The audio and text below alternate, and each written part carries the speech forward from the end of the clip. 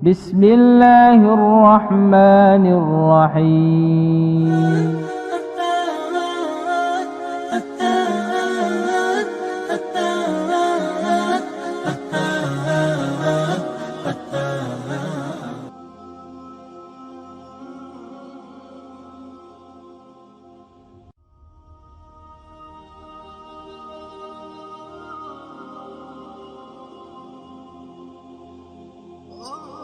Berikutnya dalam Al-Quran, Allah kisahkan pula seorang taghut Quraisy, yaitu Abu Jahal Ibn Hisham.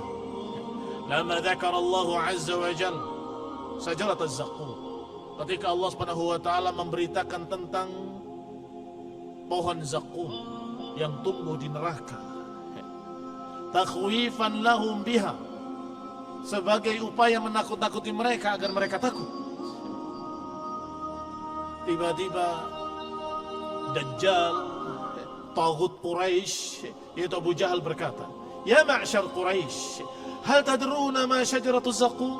Wahai orang-orang Quraisy, tahukah kalian apa itu pohon zaqqum? Allati yukhawifukum biha Muhammad, yang dia menakut-nakuti kalian dengannya. Qalu la, kata orang-orang Quraisy, kami tidak tahu. Qala ajwatu Yathrib bizubd, yang dimaksud oleh dia pohon zaqqum itu yang di sana, pohon ajwah yang ada di Yathrib bizubd, di daerah Zubd. Wallahi la in istaqam wa la istamakanna minha la tazaqqamannaha tazaqquman, sungguh kalau kami mendapatkan buah tersebut, pohon zaqqum tersebut, kami akan menelannya mentah-mentah. Sombong, kurang ajar, menentang Rasulullah sallallahu alaihi wa ala alihi wasallam. Maka Allah pun menghabarkan dan menurunkan ayatnya, menceritakan tentang zaqqum yang ada dalam neraka. Inna syajarataz zaqqum ta'amul athim kalmuhli yaghli fil butun kaghanyil hamim. Sesungguhnya pohon zaqqum adalah makanan yang sangat jelek. Kalmuhli yaghli fil butun, seperti air yang mendidih atau seperti timah yang mendidih di dalam perut. Kaghalyil hamim, digambarkan betapa mengerikannya pohon zaqqum. Yani laisa kama yaqul, tidak seperti apa dikatakan oleh Abu Jahal.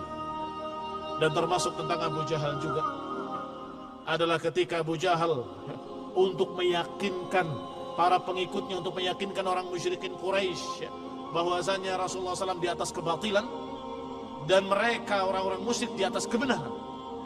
Dia berkata dengan doanya di hadapan mereka, di hadapan orang Quraisy, Allahumma in kana huwal haqq min indika fa amtir alaina hijarah minas sama aw itina bi'adzabin alim.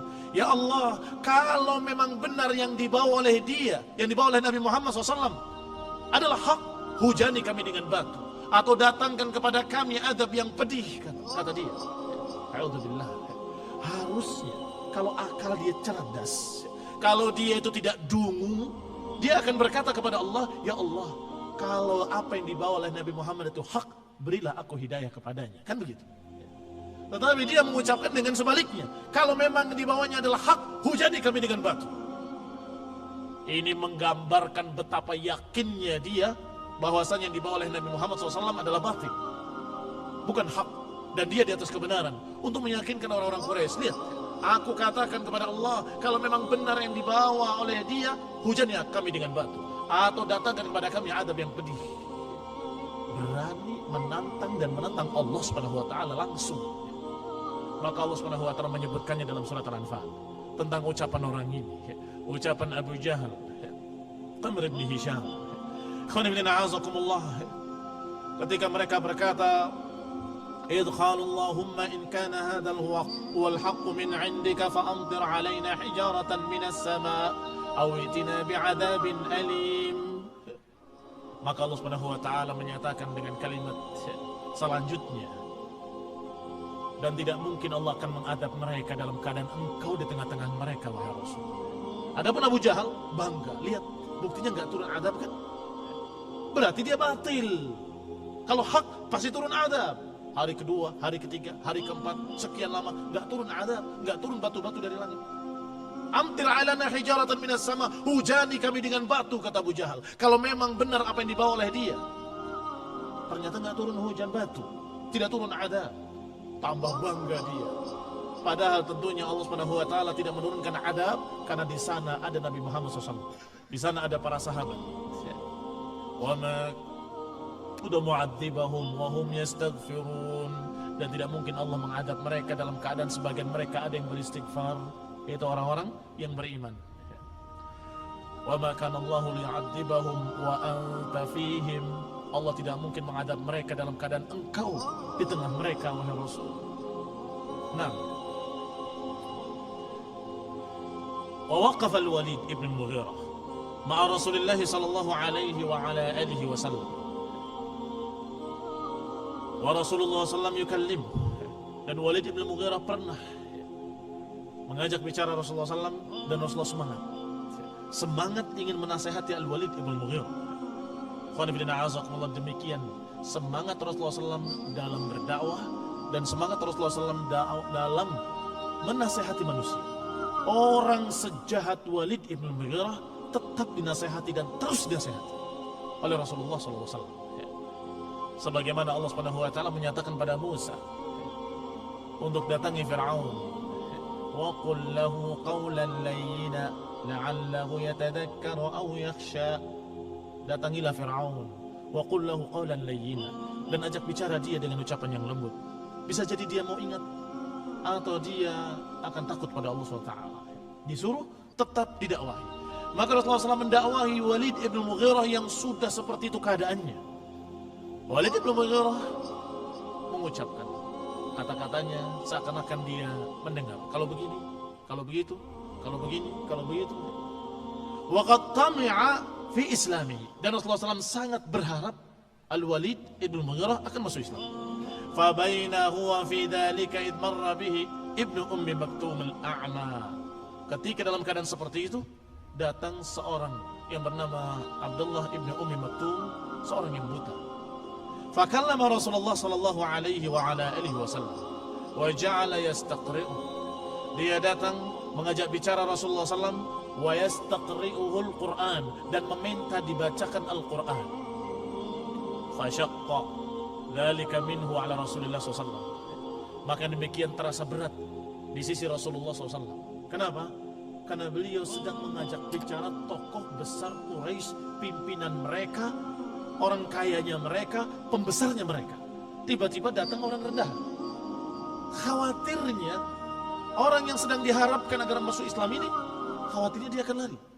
Tidak mau disejajarkan dengan orang miskin ini atau dengan orang rendahan ini. Maka Rasulullah SAW sangat berat. Kenapa kau datang tidak waktu yang tepat? Wa dzalika annahu syaghalahu amma kana fihi min amri al-Walid. Yang demikian karena Rasulullah SAW tersibukkan dengan harapan dia ingin menasihati Al-Walid agar dia mau masuk Islam. Wa ma tama'a fihi min islamih, dan harapan beliau agar dia masuk Islam. Falamma akthara alaihi sarafa anhu abisan wa tarakahu. Sampai ketika dia terus merengek meminta dibacakan Al-Quran, maka Rasulullah pun memalingkan wajahnya dengan muka yang masam. Maka Allah Subhanahu wa taala menyatakan abasa wa tawalla an ja'ahu al-a'ma wa ma yudrika la'allahu yazakka aw yadhakkaru fatanfa'ahu adh-dhikra amma man istaghna fa anta lahu tasadda wa ma 'alayka la yazakka. Kata Allah Subhanahu wa taala, dia bermuka masam dan memalingkan wajahnya ketika datang kepadanya seorang buta. Padahal engkau tidak tahu, bisa jadi orang ini akan membersihkan dirinya. Adapun orang yang datang kepadamu dengan ingin mendapatkan bimbingan, engkau berpaling daripadanya. Sedangkan orang yang tidak butuh, orang yang enggan, engkau terus berharap kepadanya. Ini teguran kepada Rasulullah SAW, dan ini dalil tentang maksumnya Rasulullah Sallallahu Alaihi Wasallam. Lihat, dalil tentang maksumnya, terjaganya Rasulullah SAW dari kesalahan. Berbeda dengan pandangan orang-orang Syiah Rafidah yang menyatakan bahwa ayat ini tidak mungkin Bagaimana mungkin Rasulullah SAW dikatakan bermuka masam? Rasulullah selalu bermuka ceria, tidak pernah bermuka masam. Ini mencela Rasulullah, dan ini menunjukkan bahwa Rasulullah SAW begini dan begitu. Menyalahkan Al-Qur'annya, menyalahkan tafsir-tafsir ahli sunnah, menyalahkan para ulama, menyalahkan seluruh para sahabat yang menafsirkannya. Bahkan menyalahkan Abdullah bin Ummi Maktum sendiri, yang menyatakan tentang dirinya, mengisahkan tentang dirinya, bahwa waktu itu aku begini, waktu itu aku begitu, diingkari oleh orang-orang Syiah Rafidhah. Padahal kalau ayat ini turun mengingatkan Rasulullah, menegur Rasulullah, artinya Rasulullah SAW terbimbing. Begitu beliau bermuka masam, turun ayatnya. Jangan begitu. Artinya beliau terjaga dari kesalahan, dan beliau maksum, terjaga dari kesalahan, sehingga selalu ditegur oleh Allah Subhanahu wa taala setiap langkah-langkahnya. Ini bukti bahwa Rasulullah SAW tidak mungkin keliru, tidak mungkin salah, karena selalu diluruskan oleh Allah Subhanahu wa taala.